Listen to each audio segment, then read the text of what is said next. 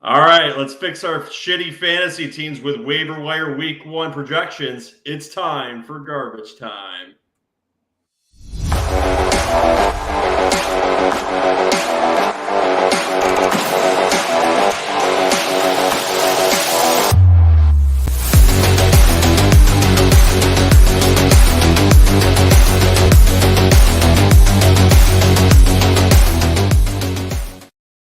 Guys, welcome into Garbage Time Fantasy Football. Tonight, it is myself, Joe, and the new fantasy specter, Ryan Warner, joining us. How you doing tonight, Ryan?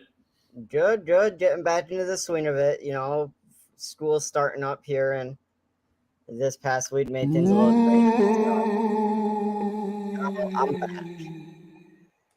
Good to know that school's back in the swing for you, Phantom.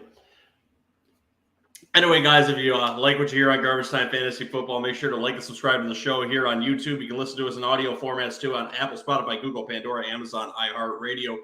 Tune in and anywhere else you get podcasts too. Make sure to leave us voicemails at www.garbagetimeft.com where you can leave us those voice and hate mails. We have one to play from Angry Christian again tonight, who has officially lost his first game in the Winner League. Congratulations and welcome to the league, Christian.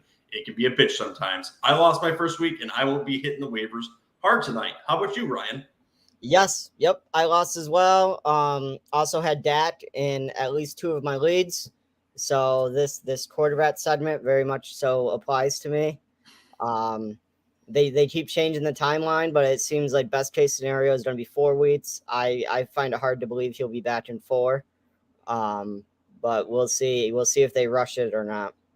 No, I'm tending to believe that Jerry Jones, the owner of the Cowboys, is getting his information from Tyrod Taylor's old doctor.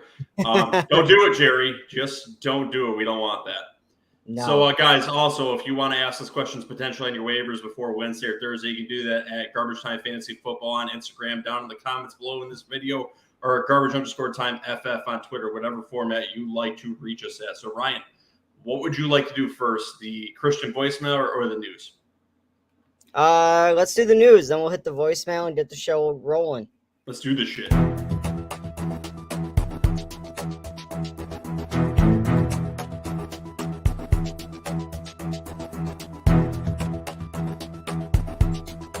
News updates. All right, a little bit light on the news tonight. We hit it heavy yesterday, so 5 segments for you. First one I've got for you is Keenan Allen is expected to miss Thursday, although he wants to play, which is kind of interesting considering the hamstring injury. Are you very much expecting him to be back in week 3, and do you think he could be effective if he gets into playing time into week 3? So, I mean, it being a Thursday game, I wasn't surprised to hear that he'd be out. I could see him being back week 3. It'll be interesting whether he comes back week 3 playing full board or if they kind of put him on a snap count. I think I haven't seen anything on the MRI results yet. Have you? I think you were supposed to get one today. No, nothing much on that, but it's been kind of mum on that. I think it's going to come back just fine. And if he's already talking it up, I really think he's going to be fine for week 3. That'll be interesting when we get talking about Palmer here for the Thursday night game, potentially a high-scoring game if we think he's going to get some options. We'll leave that for the wide receiver portion of the Waiver Wire show. Next little bit of news I've got for you is Vikings coach claims that Irv Smith was not involved in week 1 by design, and he will be more involved in the offense in the upcoming weeks. You looking to drop Irv Smith, or are you holding out on him? I think I'm going to give it another week or 2. I know that I was talking Irv Smith up a little bit, kind of had him pegged as a possible breakout candidate. Was supposed to break out last year. We'll see how it goes, but it definitely might be worth listening to our waiver segment with some of the other tight end options that are available. Seems that like a lot of tight ends that previously weren't really considered as being a part of their team's offense might actually be pretty significant. Maybe a Saints quarterback. Yes. KJ's favorite player. Yeah, happy birthday, Taysom Hill. All right, next little bit of news we have for you tonight is something that Ryan already alluded to. We've already talked about a little bit. Jerry Jones is optimistic Dak Prescott can be playing by week 5 in 4 weeks. Tell me why he's a nutcase, what we can expect from Dak Prescott the rest of the season. Is it going to look like Russell Wilson's last season? I think Jerry Jones is just being overly optimistic. That 6 to 8 week range sounds more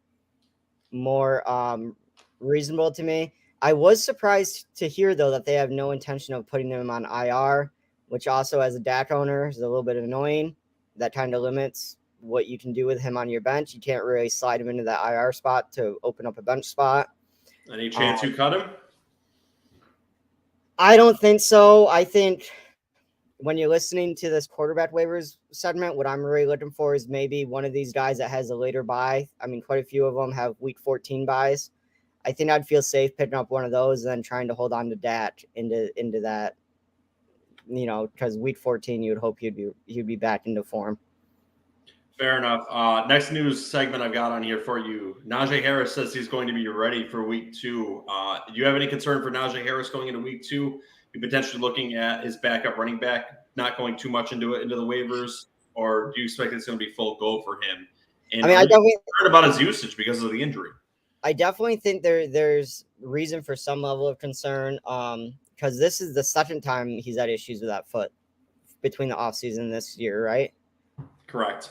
So obviously I believe he was dealing with a Liz Frank injury. Okay. So obviously there's been some nagging injuries there. It can't hurt to take the insurance and get the handcuff, or with how bad that line looked, you might be better off going for one of the other waiver running backs that we talked about that you could put in Najee's place, because if that line doesn't step it up, then even his replacement probably isn't going to do too well. I said last week, bench Cam Akers. This week, can't believe I'm going to say this, bench Najee Harris for just 1 week. I think his usage could be split. They're going to want to make sure he's nice and recovered from that injury. I think he could see a split backfield in the upcoming week. They may look to limit his usage. So if you got a better option out there, bench him for that better option. I mean, if you got to play him, he could still potentially be effective. But that offensive line's scary.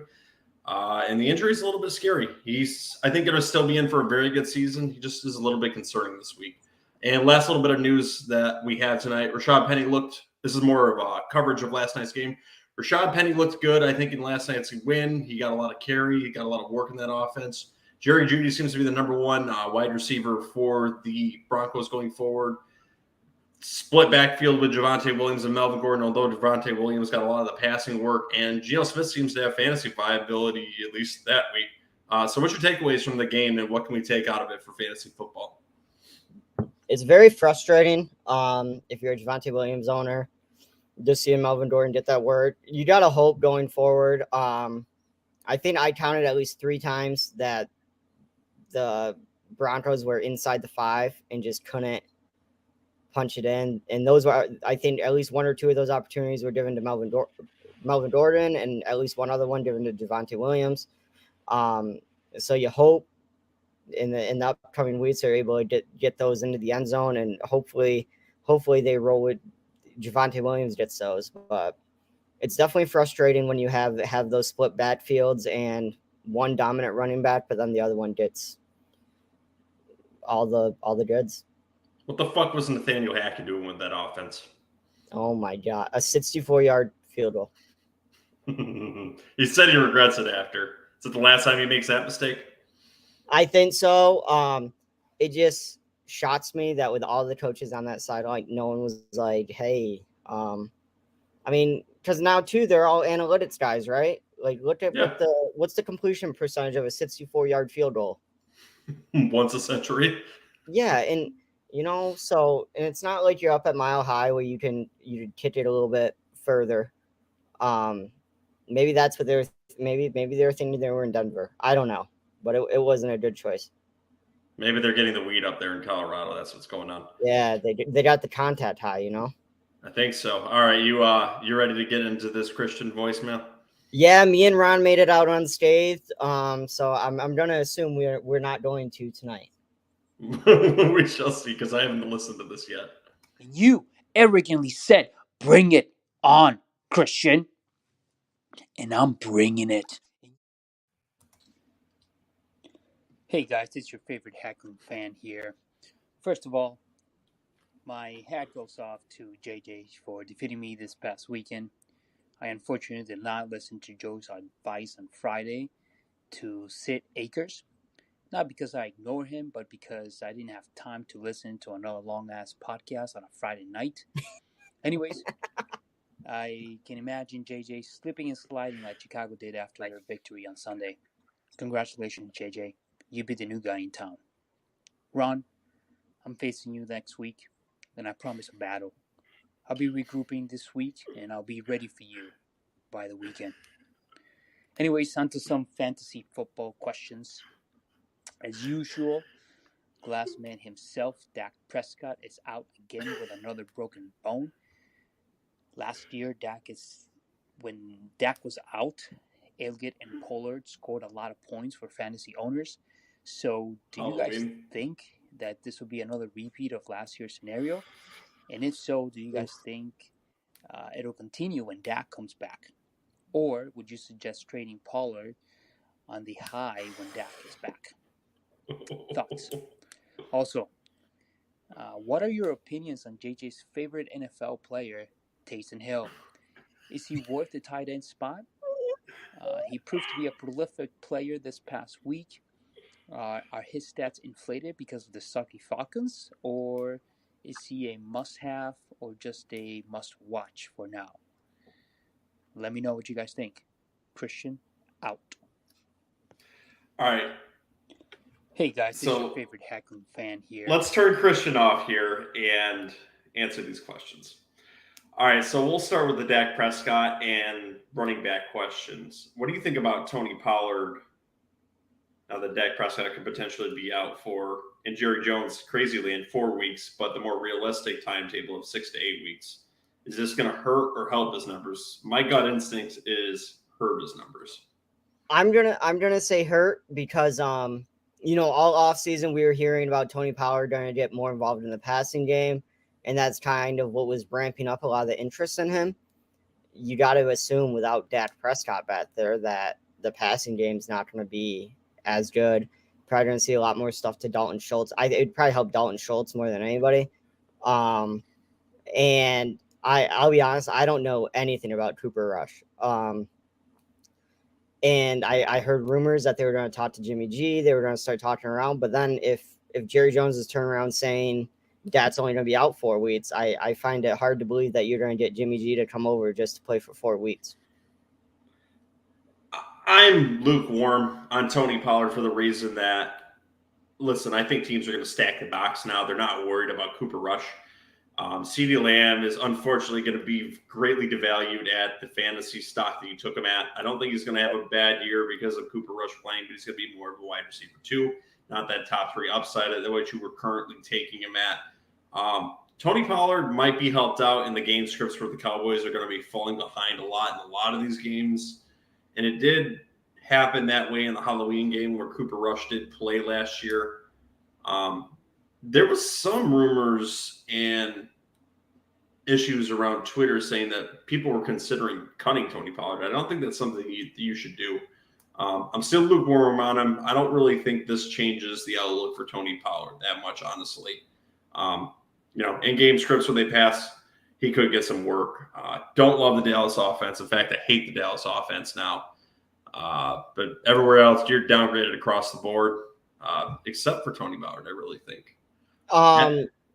Yeah, and I know I said that it hurts Pollard, but definitely I would not be cutting him. I would wait another week or two just to see how it shakes out. I mean, most people, I'm assuming, didn't draft him as like their RB2. You know what I mean? Yeah.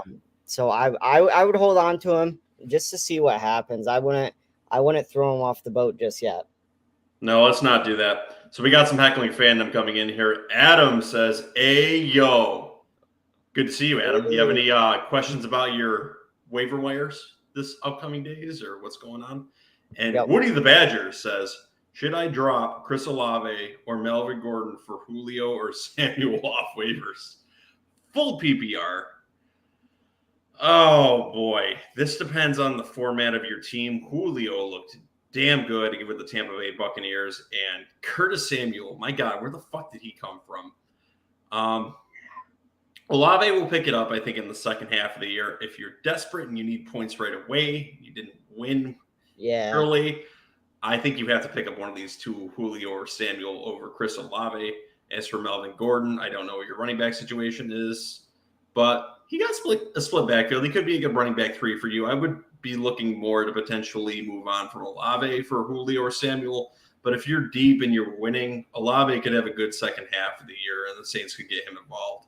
But listen, Julio looked great in that game. I don't know where the hell that came from, Curtis Samuel.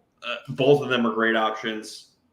You got a real debate on your hands here. My feeling would be if you have to drop one, Olave for Julio or Samuel, though I don't think you have to drop him, but I'm comfortable with either one of those guys. What's your thoughts on this question? Yeah, so I'm gonna assume it's for a flex position if he's considering Olave or Gordon. I think it comes down to, like you said. I mean, did you get spanked this past week and you really gotta ramp up one of your positions, or because I mean Olave still he did what, 10 points, I think. Yeah. Yeah. If you need to start getting points right now, I would probably drop Olave, and I'd probably lean towards Samuel, honestly. All right. Adam says, should I consider trading Christian McCaffrey? Fuck to the no. I don't know. No, you can't. Like, you already you jumped on the train. You just gotta ride it out at this point. All right, you ready to get into the waiver portion of the show? Yeah. All right, let's do it.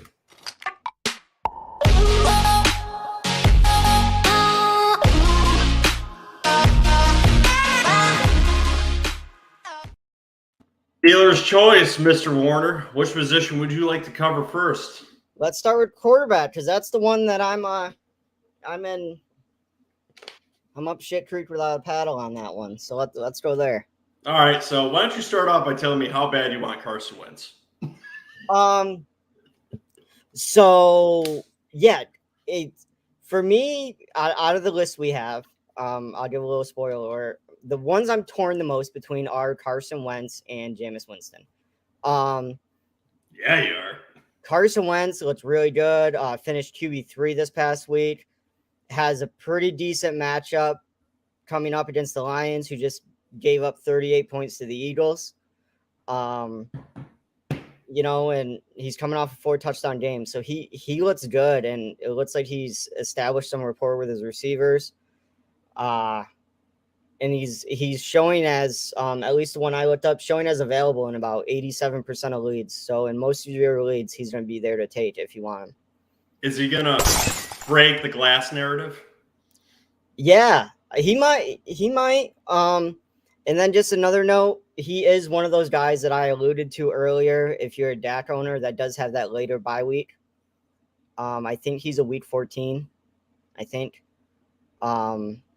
So he might be someone that could kind of hold you over until Dak gets back and hopefully starts looking to form. Not only that, you already mentioned who they're playing this week. It's the Detroit Lions, who love to give up points really early in their games. Great narrative for Carson Wentz with his newfound weapons there, who will also be coming up in waivers today. Very interesting that we have some Washington Commanders on this list, because I did not see this coming. It's a nice little surprise early in the season. It is. It was fun to watch this past week. It was very unexpected.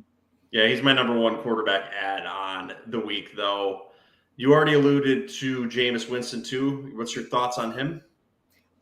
Yeah, so I really like him. I think season long he might have a better outlook than Wentz. I didn't look at all of their schedules, but Winston does have kind of a tough matchup coming up this week with a stingy Bucs defense. So if you're looking for a streamer, like if you pick him up, I don't know how confident you could be in him performing really well against the Buccaneers.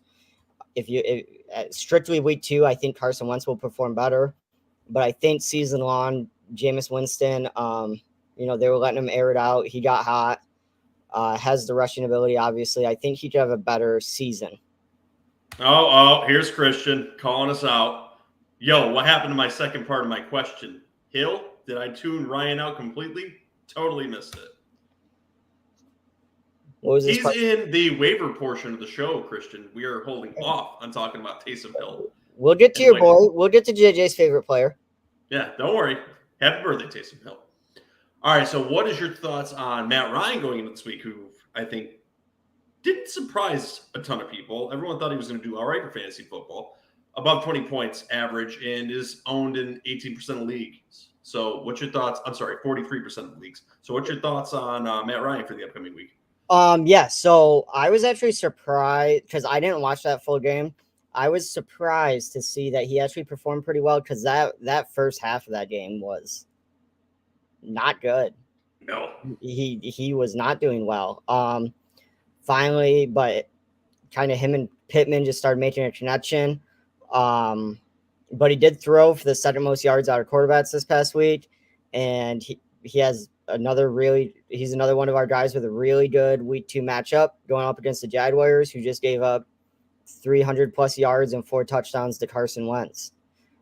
So it could be a really good week for Matt Ryan and Pittman. You playing all these guys above a injured Mac Jones in week 2 in Superflex leagues? Yes. Yeah. All right. Next player, Ryan Tannehill, 18% of leagues. Your thoughts on him? Any interest you? He had a decent game points wise, but he definitely looked like he struggled without AJ Brown in that wide receiver core. And he also has a really tough matchup. They're playing the Bills week 2, I think. Kind of nasty. Yeah, I don't think if you pick him up this week and are planning to start him right away, I don't think you're going to be pleased with that. I'd probably look at some of these other guys. Like Baker Mayfield? Yeah, and he's another one. Definitely struggled. That deep ball to Anderson really saved him. What was it, a 70-yarder, I think? Yeah, a bomb. Yeah. The one Robbie Anderson's going to have all season. And yeah. People are going to still be picking him off waiver wires. Yeah, and he's another one we'll get to later in our show that really saved his fantasy performance. So obviously there's going to be a learning curve with getting used to that offense, but he's going up against the Giants, who, I mean, that could be a team that it could be a good time to start getting acclimated, and he could play decently. But I think he is my least favorite of the quarterbacks that we've talked about on this list. Just remember with waiver wires, week 1 quarterbacks last year, the top options in week 1 last year were Daniel Jones and Sam Darnold. So hedge your bets on some of these guys. I think Carson Wentz is in for a good week. I also like the matchup for Ryan. Jared Goff isn't on this list, and I think he could do decent too. They like to fall behind in games, and they could against Washington. There's a decent narrative there. Decent options at the quarterback position for you this week if you're hurting, especially Dak Prescott owners. One more I'm going to throw out there. Marcus Mariota had a decent game against the Saints. The only concern is he's going to be going up against the Rams this week, and I feel like the Rams are going to be coming out to prove a point after getting absolutely embarrassed Thursday night. But I think his rushing ability makes him a viable quarterback too for the season. Adam comes in here with another comment. He says, here's a good waiver this week. And yes, this is one of the players we're going to talk about on the wide receiver position. Devin Duvernay, dropping him for Galladay. I think that is a good option. I think Devin Duvernay is going to be boom or bust. You will see the deep ball on him one week, and he will give you 3 points the next week. So he's more of a flex option player for you, but still a decent option. Better than Galladay. Yeah, a lot of players are better than Galladay. Apparently, the 3rd, 4th, and 5th options for the Giants are still better than Kenny Galladay. Any other comments here? I thought we saw something else here. Nope, that is it. All right, are you ready to move on to the running back position, Ryan? Yeah, let's go for it. All right. Is Jeff Wilson the top ad on the week for the 49ers? Are you concerned about his usage? Or what the hell is going to happen with that backfield? He's owned in 16% of leagues currently. There's definitely a couple running backs on this list I like more just because, like we talked about last night, you don't really know who they're going to go with. But it seems to the average mind like ourselves that he would be the starter and should be getting the work. Good thing Kyle Shanahan doesn't have an average mind. Yeah. So, but you could take a dart throw at it. It would, if you got some bench warmers that you're never going to use, there's worse things you could do. Let's look at the 49ers depth chart at running back because there's a few interesting names behind him too. So actually, while I'm talking about another running back here, can you pull that up for me, Ryan? Because there's two there I wanted to talk about that are not on my initial list. Actually, answer Adam's question here, and I'll pull up the roster. You're talking about the 1-0 future 2022-23 Super Bowl champions, New York Football Giants. I think Adam's been talking to Ron too much. But I will say, we mentioned it last night. The whole pod was on the Saquon redemption train. He looks great, and if he keeps going, that offense will open up and look a lot better than it has in the most recent years. The 49ers depth chart, I'm seeing Jeff Wilson Jr., Jordan Mason, Tyrion Davis-Price, and then Elijah Mitchell, who is on IR. So in real deep leagues, Mason is kind of interesting. He's a late-round pick. He plays special teams for them, and Tyrion Davis-Price should be active this week, according to the coaching staff there. So take your dart throws on all three of them. If you don't get one, pick up another one. Just keep that in mind. All right, so you said you were a lot bigger on some of these other running backs. Out of this list that we compiled earlier, which running back are you more prominent to take over Jeff Wilson this week? I'm gonna preface this with I hate this guy because he's ruining the fantasy value of another running back. Not ruining it, that a running back still does well, but definitely limiting it. Jamal Williams showing up as available in over half of fantasy leagues. Just a touchdown thief to DeAndre Swift, and just steals some of the really important work. So if you need someone to throw in a bench, a flat spot or anything like that, Jamal Williams. And if Swift got injured, but if Swift gets any injury or anything like that, he's definitely a solid one to have on your team. I like a point that I believe JJ or Ron brought up yesterday, which is they spelled their starting running back after 40 and 50-yard runs to give him breathers. So that might be a point here why he was getting a lot of work in the red zone, where that may not be the case should that game narrative continue and he's getting 10 to 15 yards a carry. So I don't know if Jamal Williams is going to continue to get all the red zone work from his counterpart. He's still the worst. Yeah, no. At least for week one, he was the absolute worst. Can't believe I'm going to say this, but should you have any interest in Rex Burkhead? I want to vomit when I say that. I think so. Like we said last night, I think you do have to be patient on Pierce. Don't cut him. Don't do anything drastic. But clearly there's still going to be a little bit of time before Pierce completely takes over that role. So Burkhead can be worth picking up. Especially for the Pierce owners, I think. Yes. Did you know that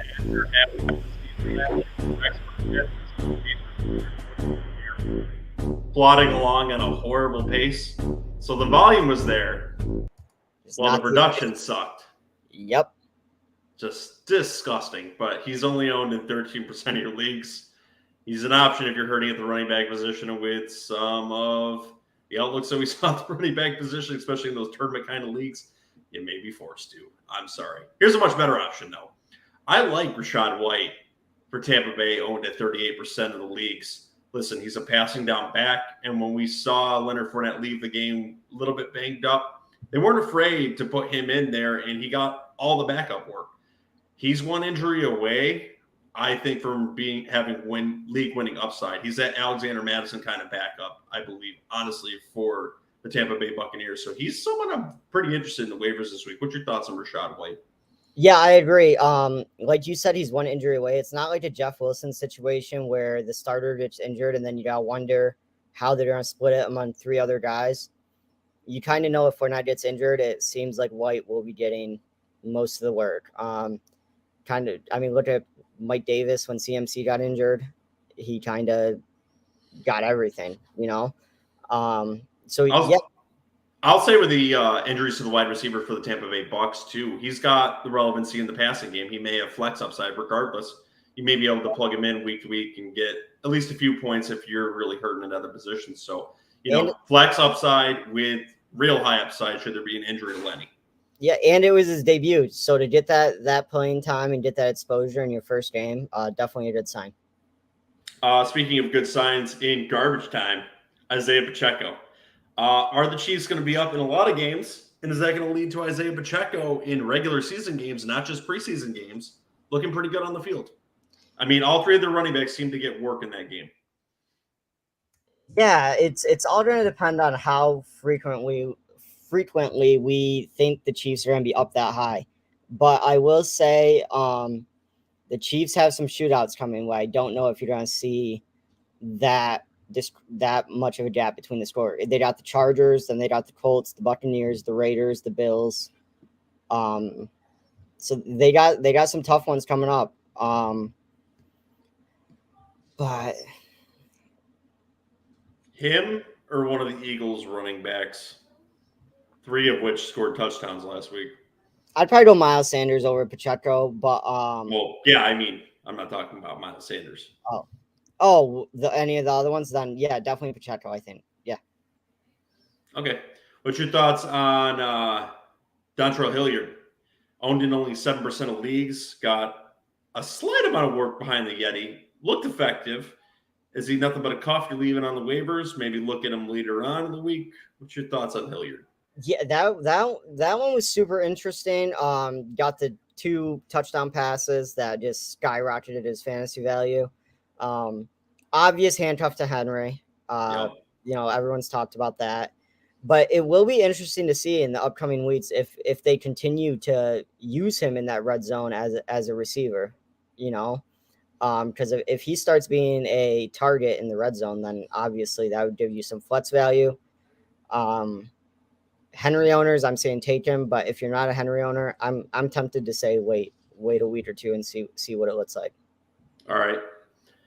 Would you rather have Khalil Herbert from the Chicago Bears at 41% of ownership right now, or Raheem Mostert for the Miami Dolphins at 55% ownership? I want no part of waivers. Nothing. No part of neither one of these boys, huh? No, I would. I'm saying I don't want any part of Miami, so I would go Khalil Herbert. Is that just because of what they did to your fucking team this past weekend?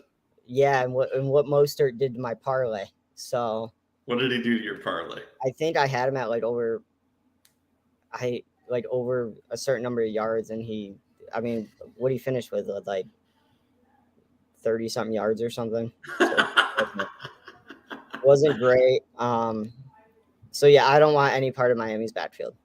All right, let's talk about backups to prominent running backs. Jaylen Warren, who got all the work when his starter went down early in the game, who said he's going to play in week 2. And Eno Benjamin at, I believe, 18% ownership across most leagues. What's your thoughts on these 2 running backs going forward? Jaylen Warren, I think, is strictly Najee Harris insurance, but like we talked about previously, he doesn't have a ton of value unless they get that offensive line figured out. So I'm super iffy on him. Eno Benjamin got a decent amount of work once the Cardinals fell behind and it was garbage time, but I could see him having some value in deeper PPR leagues. Yeah, no, I agree with your sentiments here. I don't believe that you should be blowing all your fab on Jaylen Warren. I understand on Monday people were really thinking, oh, here we go. Najee's really banged up here. What's our thoughts on him? Jimbo Fisher, Florida State. Straight to the Heckling fandom. Please like and subscribe to the show. We like when people join the show who has a question here. Should I drop Tony or J-Rob for, I'm assuming, Henderson or Landry? Should I drop Tony for J-Rob, Henderson, or Landry? Okay. So, all right. Yes, for James Robinson, you should definitely drop him for that. Henderson, my feeling is no. Jarvis Landry, yes. Although I'm really hard on dropping Tony after 1 week. We saw him play all right, although he didn't get on the field. And they are very coy in the press conferences on how they're going to use them. They're like, yeah, there's some packages for him. You may see him play more. You may see him play less. I don't really know what to make of Tony. I'm holding on to him for a week. But for J-Rob, yeah, definitely drop him.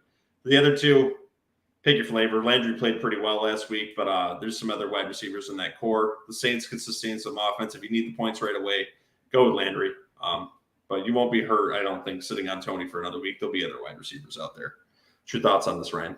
Yeah, no, I agree. I do like Landry, just the amount of targets he got, but you have to wonder if once Olave gets a little bit more into the offense, if he starts to take some of that away. J-Rob looked good. Henderson,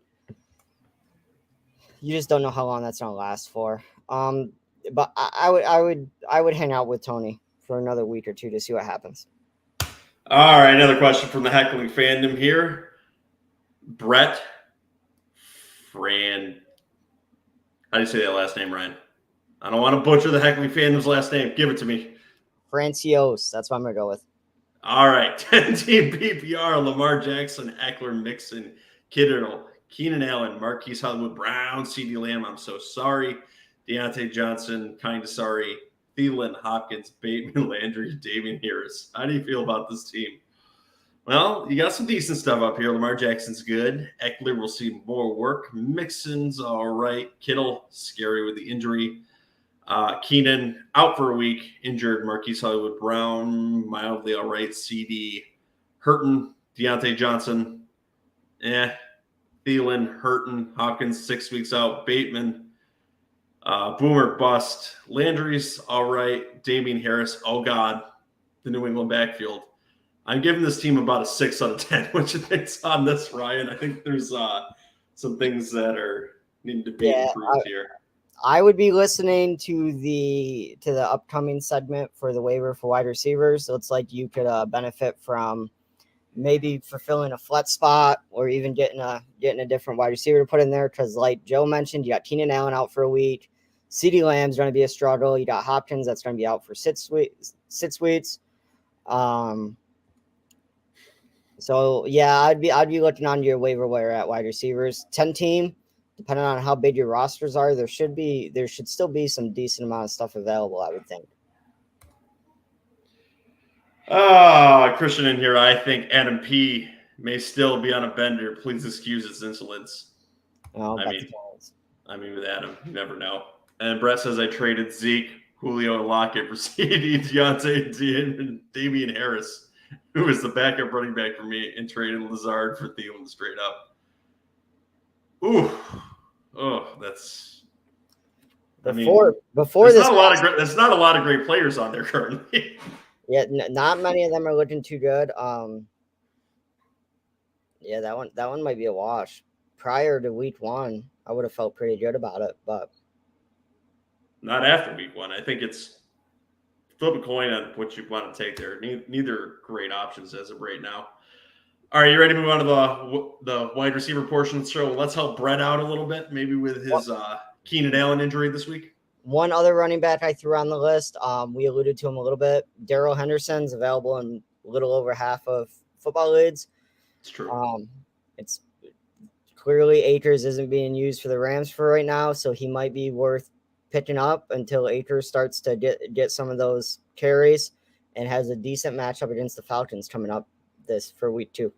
All right, Brett, let's help you out with that Keenan Allen injury this week. So, Ryan, who is your top waiver ad for the wide receiver position? Is it Josh Palmer for Thursday? 1 week rental? I am going to go with I'm going to pick Curtis Samuel. Available in 95% of leads, was targeted 11 times last week. Obviously seems to be like very involved in that offense and has a rapport with Wentz. So Curtis Samuel is going to be my top wide receiver waiver wire. That's funny because mine's Jahan Dotson. Listen, rookie That's game, fair. 2 touchdowns, 4 catches. You're only going to see his role expand more with Carson Wentz at quarterback, where we've seen what Curtis Samuel can do. Excellent. Nice gadget player, but that was Jahan Dotson's first game, and man, he looked damn good. And you're going to have a nice little outlet for him all the way through the season. He could potentially be a decent keeper for you at the end of the year if you pick him off waivers and you have a keeper league there too. I guess Curtis Samuel could be too. You can't go wrong with either one of these guys, but I would take 60-40, I think, Dotson over Curtis Samuel. They spent a first-round pick on him. They obviously like him. They're going to want to get him involved. Nice to see both of these players pick it up. For a 1 week rental, though, I do like Josh Palmer.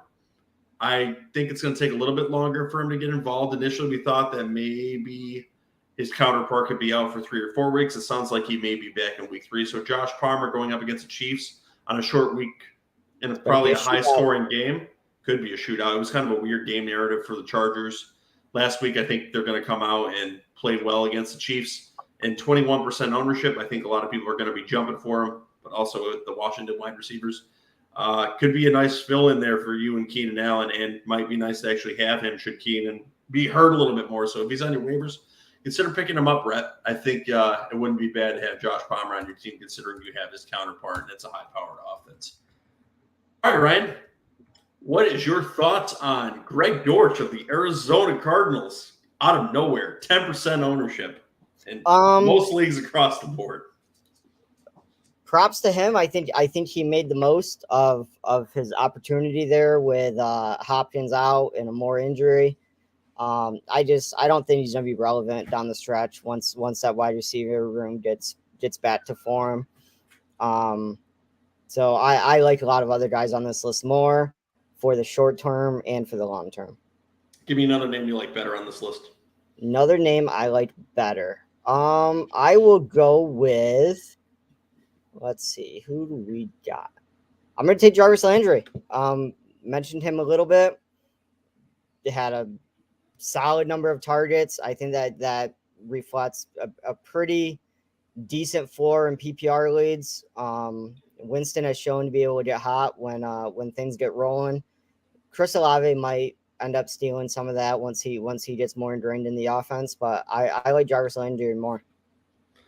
It's almost like a trajectory. I think you'll see Jarvis Landry's role go steady for a few weeks, and you'll see it decrease as Olave gets better, where Jahan Dotson's role is going to continue to go up, and I believe you're going to see his counterpart on the team, the one we already brought up on the waivers, go down a little bit as the season goes on. So we'll see if those patterns end up working out that way. What's your thoughts on DJ Chark for the Detroit Lions? He seemed to play very well last week. It was very interesting to see how that worked out. I think they have a game narrative to fall behind early, so there could be a lot of passing work in Detroit with Jared Goff. What's your thoughts? Yeah, I think he's worth a spot in deeper leagues. With Jared Goff there, they obviously have a decent running back room with Swift and Williams. So I think Shark will probably be touchdown dependent. But if you're in a deeper league with a bigger bench, he's worth a spot. Okay.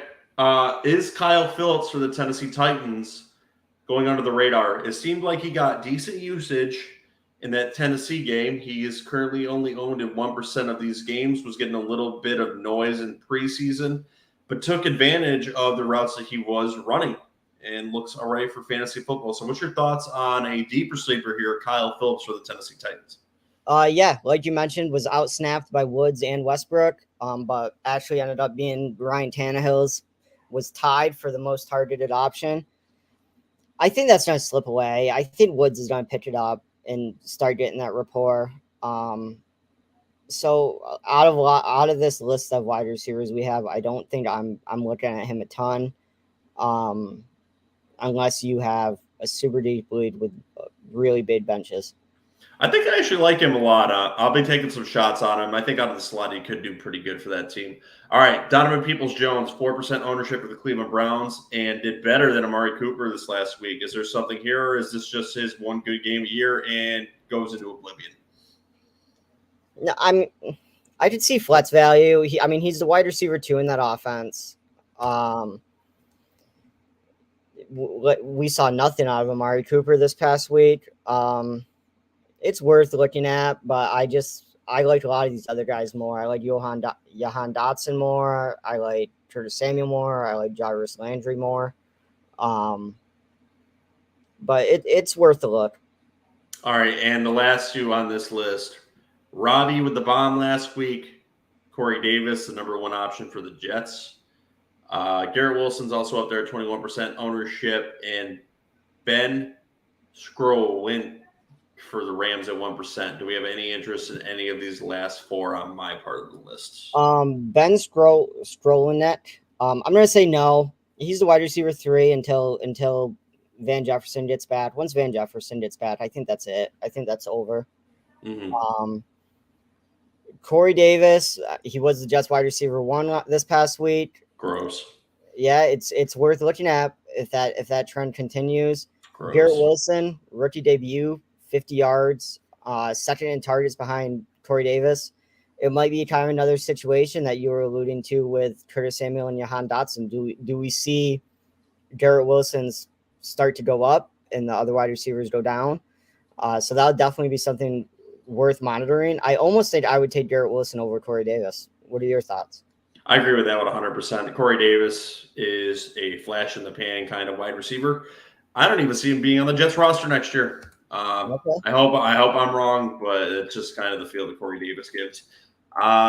He'll have some producing games where he's more of the wide receiver 3 flex option, but there's a lot of mouths to feed in that Jets offense coming from a quarterback who currently can't get the ball to anyone. 60 passes, 300 yards. Ooh, top 10 performance. Yeah, anyone will do that with 60 passes. All right. Any other wide receivers that I have missed that you would like to talk about? You mentioned him briefly. I just don't think I talked about him. Robbie Anderson.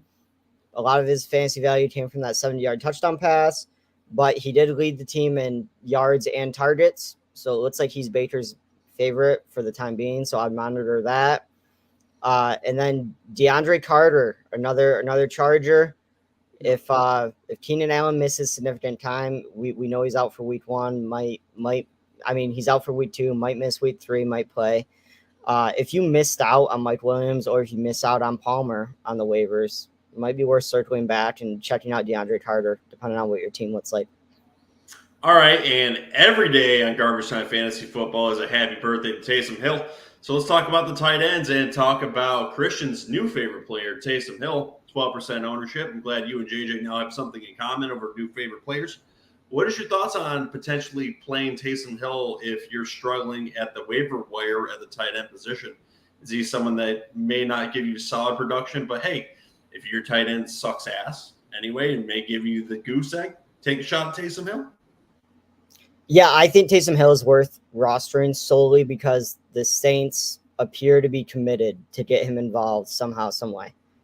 Whether they should be or not, different story, but they seem to be committed to getting him involved. And I think for that reason alone, he's worth rostering.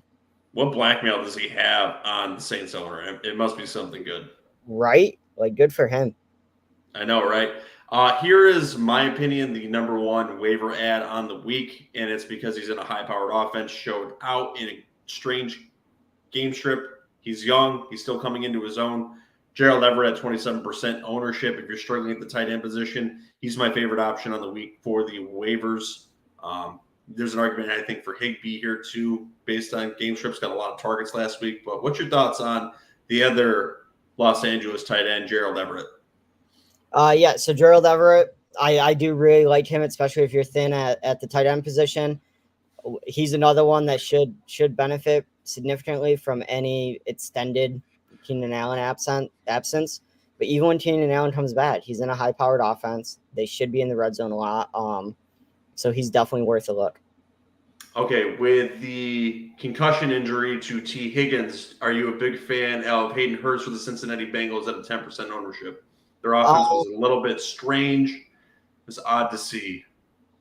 I think if you're really struggling at tight end, he might be worth a pickup just because even when Uzomah was there, we saw weird games where he broke out for like 20 points.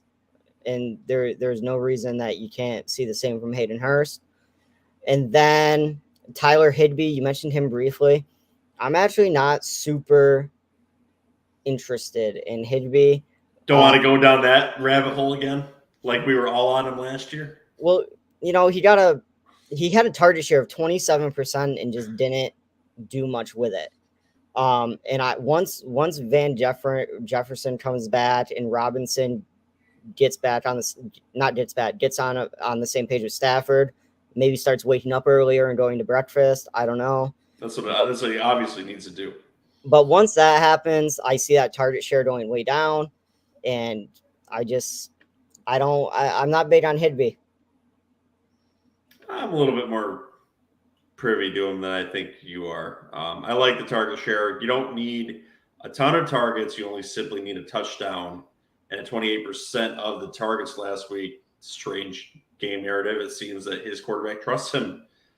So a few targets helps the tight end position to put you in the top 10 outside of those top It 5 or appears he 6 tight trusts ends. everybody more than Allen Robinson. We can establish that. He trusts a player that, like, I did not even know who Ben Skowronek was prior to this past week.